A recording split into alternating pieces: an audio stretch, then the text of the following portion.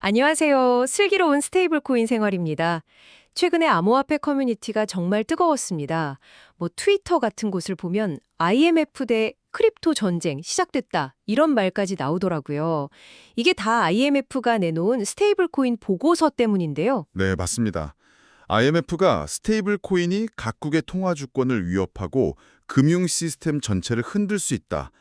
굉장히 강력한 경고를 보냈죠. 그러다 보니까 바로 반응이 왔군요. 네, 커뮤니티에서는 이거 CBDC, 그러니까 중앙은행 디지털 화폐에 띄워주려고 일부러 스테이블 코인 나쁘게 보는 거 아니냐, 이런 반발이 아주 거세게 일고 있습니다. 맞습니다. 그래서 오늘은 이 현상을 그냥 단순하게 전통금융과 신흥기술의 힘겨루기 이렇게만 볼 게 아니라요.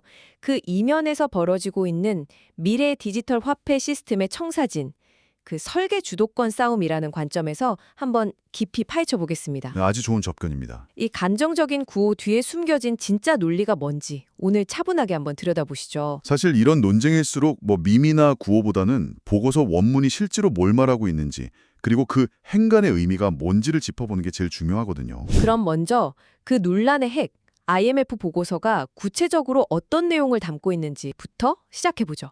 사실 무조건 비판만 한 건 아니고 스테이블 코인의 장점도 인정을 했다면서요. 네, 그게 핵심입니다. 이 보고서 제목이 Understanding Stable Coins, 그러니까 스테이블 코인 이해하기예요. 아, 제목 자체는 중립적이네요. 네, 제목처럼 시장 전반을 정리한 문서인데요. 보고서가 던지는 메시지는 딱 두 가지로 요약할 수 있습니다. 첫째, 스테이블 코인은 분명히 쓸모가 있다. 그리고 둘째, 그런데 이걸 제대로 관리 안 하면 금융 시스템 전체에 재앙이 될 수도 있다. 이 양면을 다 다루고 있는 거죠. 그러니까 이건 아주 유용한 도구지만 동시에 아주 위험한 무기가 될 수도 있다. 이런 양가적인 입장이군요. 맞습니다. 그럼 그 유용하다는 부분부터 좀 더 들어보고 싶네요.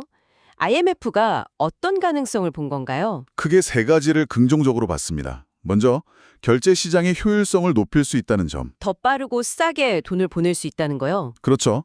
기존 운행 시스템보다 훨씬 나으니까 시장의 건강한 경쟁을 촉진한다는 거고요. 두 번째는 금융 포용입니다. 은행 계좌가 없거나 금융 서비스에서 소외됐던 사람들에게 새로운 기회를 열어줄 수 있다는 거죠. 그건 정말 중요한 포인트네요. 그리고 마지막으로 앞으로 본격화될 자산 토큰화 시대에 스테이블 코인이 핵심적인 금융 인프라 역할을 할 수 있다. 이 점도 높이 평가했습니다. 그런데 바로 그 지점, 누구나 쉽게 접근할 수 있다는 점 때문에 규제 당국이 더 골치 아파하는 것 같기도 해요. 통제가 어려워지니까요. 바로 이 리스크에 대한 경고가 상당히 강했던 거죠. 정확합니다. 보고서는 그 리스크를 네 가지 핵심 카테고리로 나눠서 아주 상세하게 경고하는데요. 첫 번째가 바로 거시 금융 안정성 리스크입니다. 거시 안정성 리스크요? 네, 스테이블 코인이 국경을 너무 쉽게 넘나들다 보니까 자본 유출입 속도를 통제 불가능할 정도로 높일 수 있다는 겁니다. 바로 그게 아르헨티나나 터키 같은 나라에서 지금 실제로 벌어지고 있는 일이잖아요. 자국 화폐 가치가 불안하니까 사람들이 달러 스테이블 코인으로 막 갈아타는 거예요. 바로 그겁니다. IMF는 그걸 통화 대체 현상이라고 부르는데요.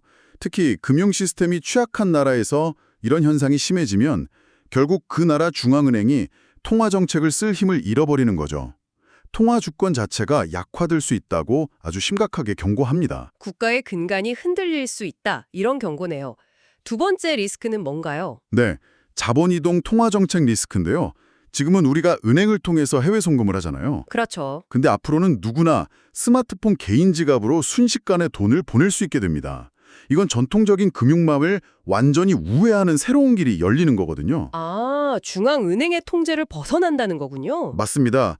이렇게 되면 중앙은행이 금리를 조정하거나 시장에 돈을 푸는 식의 전통적인 통화 정책이 잘 안 먹힐 수 있다는 우려가 나오는 겁니다. 은행 시스템 밖에서 거대한 자본이 움직이니까요. 저도 이 자료들을 보면서 이 부분이 가장 근본적인 위협이 아닐까 싶었습니다. 세 번째 리스크는 뭔가요? 세 번째는 운영, 법적 규제 리스크입니다.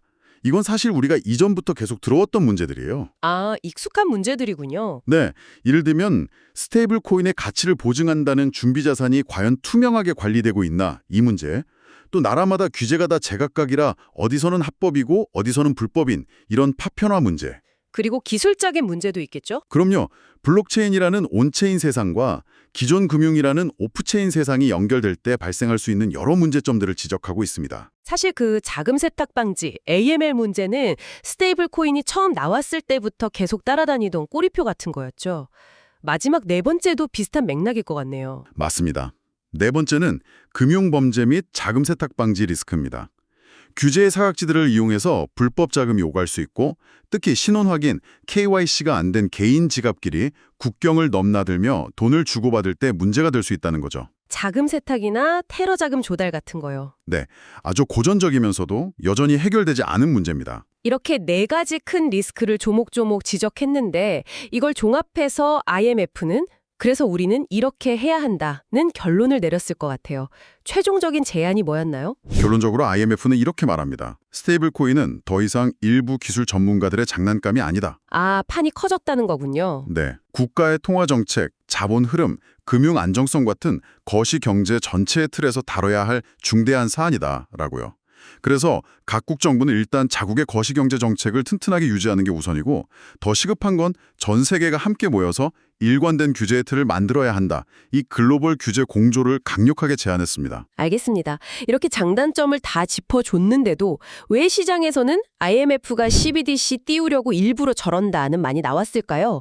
방금 들어보면 보고서 원문만 봐서는 그렇게까지 편향된 것 같진 않은데요. 그 지점이 바로 이번 논란의 가장 재미있는 부분입니다. 사실 말씀하신 대로 보고서 원문만 꼼꼼히 뜯어보면요. CBDC가 모든 문제의 해결책이다라고 직접적으로 말하지는 않아요. 그래요? 네. 심지어 IMF가 쓴 다른 보고서들을 보면 CBDC 역시 잘못 만들면 시중은행에서 예금이 대규모로 빠져나가서 뱅크런 비슷한 사태를 유발할 수 있다. 이런 리스크도 분명히 언급하고 있거든요. 그렇다면 보고서 내용 자체가 아니라 그걸 전달하는 방식에 문제가 있었다. 이런 말씀이시군요. 네, 바로 커뮤니케이션의 톤 앤 매너였습니다. 이번 보고서를 발표하면서 함께 내놓은 보도자료나 언론 브리핑 자료를 보면요. 유독 스테이블 코인이 통화 주권에 미치는 위협이라는 단어를 아주 강하고 반복적으로 썼습니다. 위협이라는 단어를요? 네. 그에 반해서 CBDC나 중앙은행이 발행하는 돈은 금융 시스템의 안정적인 앵커, 즉 안전한 닷이라는 이미지로 계속해서 제시했죠. 아하, 결국 어떤 단어를 선택하고 무엇을 강조했느냐가 메시지 전체의 인상을 바꿔버린 셈이네요. 안정적인 앵커라는 표현은 듣고 보니 정말 의도적으로 느껴지긴 합니다. 맞습니다. 이 과정에서 언론들이 이 복잡한 내용을 독자들한테 쉽게 전달하려고 CBDC는 안전한 공공자산, 스테이블 코인은 위험한 민간자산, 이런 단순한 흑백 논리로 요약해서 보도하기 시작한 겁니다. 프레임이 그렇게 짜여버렸군요. 네. 그러면서 시장의 인식이 완전히 그쪽으로 굳어진 거죠. 결국 시장 참여자들 입장에서는 IMF가 민간 스테이블 코인은 위험하다고 겁주고 결국 자기들이 만들 공공 CBDC가 유일한 대안인 것처럼 교묘하게 유도한다. 이렇게 읽힐 수밖에 없었겠네요. 바로 그겁니다. 그게 트위터에서 IMF vs 크립토 전쟁이라는 밈이 순식간에 퍼져나간 배경이죠. 그렇다면 커뮤니티가 구체적으로 어떤 지점에서 분노의 버튼이 눌렸는지 그 속내를 좀 더 자세히 들여다볼 필요가 있겠습니다. 크게 세 가지 포인트로 정리할 수 있습니다. 첫 번째는 통화 주권 대 사용자 선택권이라는 프레임의 정면 충돌입니다. 통화 주권 대 사용자 선택권. 네. IMF는 달러 스테이블 코인이 아르헨티나나 터키 같은 나라의 통화를 대체하고 그 나라의 통화 정책 결정권을 빼앗아 간다고 우려합니다. 이건 국가 단위의 거시적인 시각이죠. IMF는 숲을 보는데 사용자는 당장 내 발밑에 나무를 보고 있는 거군요. 국가 경제를 걱정하는 거시적 관점과 내 자선을 지키려는 개인의 생존 본능이 부딪히는 지점이네요. 정확한 비유입니다. 정작 그 나라에서 스테이블 코인을 쓰는 사용자들은 이렇게 항변합니다. 우리가 그 나라의 통화 주권을 공격하는 게 아니다. 매일 가치가 폭락하는 자국 화폐로부터 내 재산을 지키기 위해 탈출하는 것. 이건 생존의 문제다라고요. 아, 즉 IMF가 리스크라는 거대한 담론에만 빠져서 개인의 절박한 선택권과 재산권 보호라는 가치를 무시하고 있다는 비판이 터져나오는 겁니다. 관점의 차이가 정말 극명하네요. 두 번째 반발 포인트는 뭔가요? 두 번째는 리스크의 불균형한 취급에 대한 불만입니다. 앞서 말씀드렸듯이 IMF 스스로도 CBDC가 은행 예금 이탈이나 금융중개 기능 약화 같은 심각한 리스크를 일으킬 수 있다는 연구를 해왔거든요. 네, 아까 언급하셨죠. 그런데 이번 발표에서는 스테이블 코인의 리스크는 현미경으로 보듯 아직 부풀려서 강조하면서 정작 자신들이 연구했던 CBDC의 잠재적 리스크는 슬쩍 빼놓거나 의도적으로 축소하는 것 아니냐는 의심을 사는 거죠. 일종의 내로남불이라는 비판이군요. 그렇죠. 이런 선택적 리스크 부각이 보고서 전체의 공정성과 신뢰도를 깎아먹고 있는 겁니다. 마지막 세 번째 포인트는 훨씬 더 근본적인 문제 제기인 것 같습니다. 네, 바로 심판이 선수로 뛰는 구조에 대한 근본적인 불신입니다.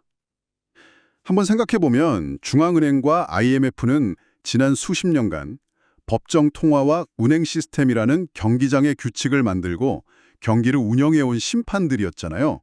그렇죠. 룰메이커였죠. 그런데 이제 이들이 CBDC라는 자신들의 디지털 화폐를 직접 개발하면서 경기장의 선수로 직접 뛰어들겠다고 선언한 셈입니다.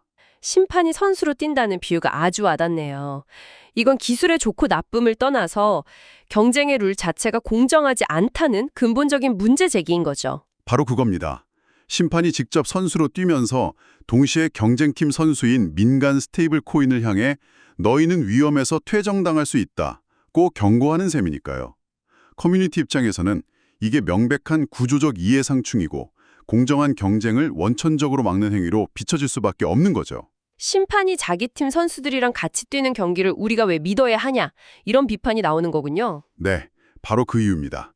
프레임의 충돌, 리스크 취급의 불균형, 그리고 구조적인 이해상충 문제까지 들어보니 커뮤니티의 반발이 단순히 감정적인 투정만은 아니라는 생각이 확실히 드네요. 양쪽 다 일리가 있는 주장을 하고 있죠. 그래서 이걸 단순히 IMF 대 크립토 전쟁으로만 보면 해결책이 안 보일 것 같습니다. 이 판을 완전히 다르게 볼 수 있는 관점이 있을까요? 저는 이 사안을 전쟁이라는 대립구도로 보는 대신에 미래 디지털 화폐 시스템의 구조를 누가 그리고 어떻게 설계할 것인가에 대한 주도권 다툼으로 보는 것이 훨씬 본질에 가깝다고 생각합니다. 주도권 다투며. 왜?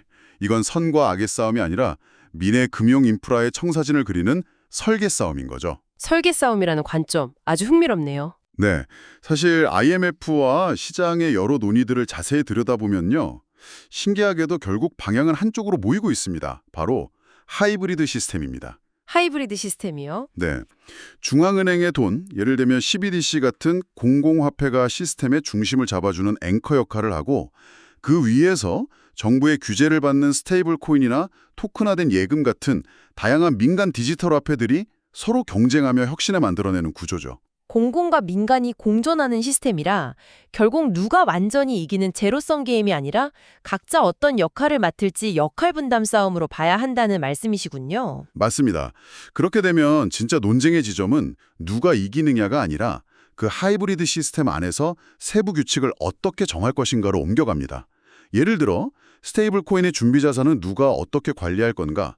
투명성은 어느 수준까지 공개해야 하나? 그리고 만약 사고가 터졌을 때 누가 어떻게 책임질 것인가? 이런 것들을 둘러싼 치열한 논쟁이 핵심이 되는 겁니다. 관점을 바꾸니 스테이블 코인의 역할도 다르게 보이네요. 물론입니다. 잘 설계되고 규제받는 스테이블 코인은 IMF가 우려하는 통화 주권 파괴자가 아니고요. 오히려 달러화 같은 기축통화가 전 세계로 훨씬 효율적으로 흘러들어갈 수 있게 하는 새로운 금융 고속도로 인프라가 될 수도 있습니다. 아, 따라서 우리가 던져야 될 질문은 스테이블 코인은 위험한가 아닌가 이런 이분법적 질문이 아니라 어떤 설계와 규제 하에서 스테이블 코인이 안전하고 유용하게 사용될 수 있는가로 바뀌어야 합니다. 질문의 전환이 필요하다는 말씀이시군요. 이 거대한 설계 싸움의 관점에서 보면 우리나라의 상황도 다르게 보일 것 같습니다. 이 논의가 한국 시장에는 어떤 숙제를 던져주고 있을까요? 여러 중요한 시사점이 있습니다. 첫째, 현재 한국에서도 한창 진행 중인 원화 스테이블 코인이나 예금 토큰 논의의 직접적인 참고 자료가 됩니다. 아, 바로 직결되는 문제군요. 네, 은행이 중심이 되는 폐쇄적인 모델로 갈 것인지 아니면 다양한 핀테크 기업도 참여하는 개방형 모델로 갈 것인지에 대한 논쟁에 깊이를 더해줄 수 있습니다. 두 번째는 어떤 게 있을까요? 둘째, 통화 주권의 역발상도 가능합니다. IMF의 통화 주권 방어 논리를 반대로 적용해서 우리 원화 기반의 디지털 자산을 어떻게 해외로 확장시킬 것인가, 이런 공격적인 전략을 고민해 볼 계기가 될 수 있다는 거죠. 늘 방어만 생각했는데 원화 스테이블 코인을 수출한다는 공격적인 발상은 신선하네요. 그렇죠. 그리고 셋째, 달러 스테이블 코인과 자본 흐름 관리 문제입니다. 만약 미래에 규제가 바뀌어서 국내에서도 달러 스테이블 코인 사용이 자유로워진다면 IMF가 그토록 경고했던 급격한 자본 유출입 리스크가 한국의 직접적인 정책 과제가 될 수 있습니다. 미리 시나리오별로 대비책을 고민해야 하는 부분이겠네요. 네, 반드시 그래야 합니다. 그렇다면 이 모든 걸 종합했을 때 한국이 앞으로 취해야 할 가장 바람직한 자세는 무엇일까요? 결국 한국 역시 공공, 그러니까 CBDC와 민간, 스테이블 코인이 공존하는 하이브리드 시스템으로 나아갈 가능성이 매우 높습니다. 따라서 지금 필요한 것은 IMF가 옳다, 혹은 크립토 커뮤니티가 옳다와 같은 감정적인 편가르기가 아니에요. 실용적인 자세가 필요하다는 거군요. 맞습니다. IMF가 제시한 분석 프레임과 데이터를 비판적으로 수용하면서 한국형 디지털 화폐 시스템 설계에 어떻게 실용적으로 활용할지 고민하는 냉철한 자세가 필요합니다. 오늘 논의를 한번 정리해 보겠습니다. IMF의 스테이블 코인 보고서는 그 효용을 분명히 인정하면서도 통화 주권과 금융 안정에 대한 매우 강한 리스크를 경고했습니다. 네, 그리고 그 과정에서의 커뮤니케이션 방식이 CBDC는 안전, 스테이블 코인은 위험이라는 대립 구도를 만들면서 전쟁이라는 미모로까지 번졌죠. 하지만 그 본질을 들여다보면요. 네, 그 본질은 이것이 누가 미래 디지털 화폐의 규칙을 설계할 것인가에 대한 치열한 설계 싸움으로 보는 것이 더 생산적이라는 점, 이걸 기억해야 합니다. 오늘 이야기가 이 복잡한 현상을 이해하는 데 좋은 나침반이 되었기를 바랍니다. 밈은 즐기되 그 이면의 구조는 냉정하게 분석하자. 이 말씀으로 오늘 이야기를 마무리하고 싶네요. 지금까지 슬기로운 스테이블 코인 생활이었습니다. 다음 시간에 더 흥미로운 주제로 찾아뵙겠습니다. 감사합니다.